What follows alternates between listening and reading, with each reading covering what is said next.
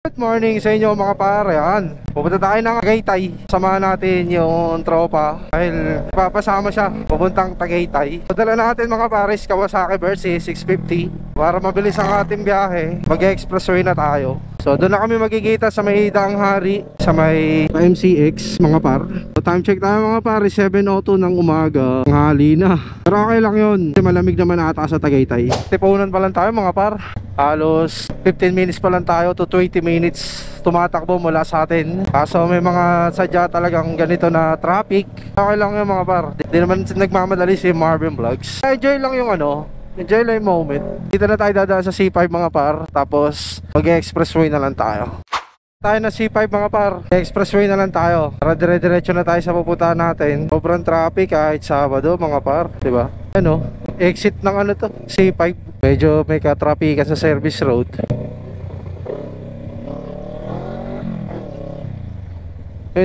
South Luzon Expressway.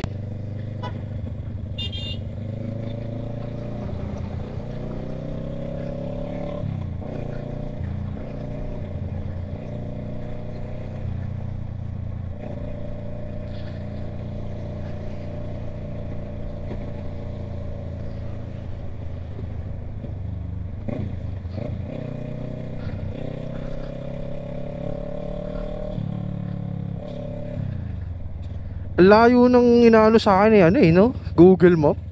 May nagsiservice road ako. Ang kulit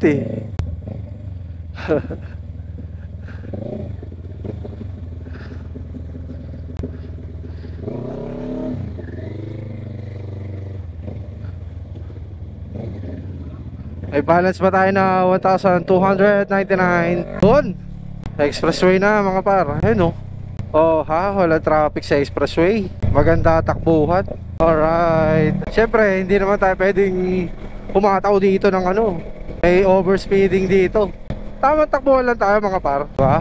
Naman tayo nagmamadali. Doon, mamaya, akit tayo ng Tagaytay. Siyempre, mag-iikot na rin tayo para sulit naman yung natin, kahin natin. Siyempre, hindi naman maiiwasan talaga yung traffic. Ang lawag ng kalsada. 117. Ang ka-anniversary mag 200 mga par, pero di natin pwedeng gawin yon. Baka mamaya, awayin tayo, magka-road rage. Ricardo. So malapit na rin naman tayo mga par.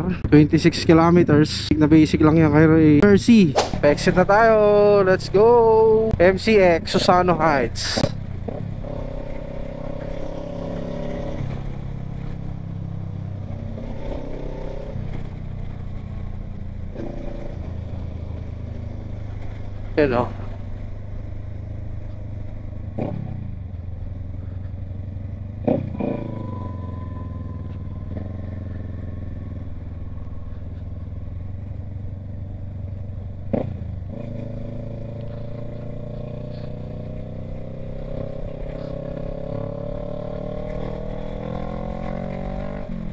Welcome to MCX.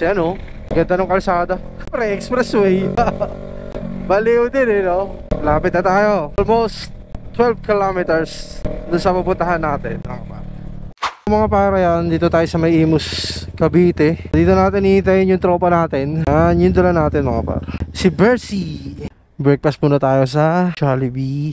Bida ang saya. Let's go.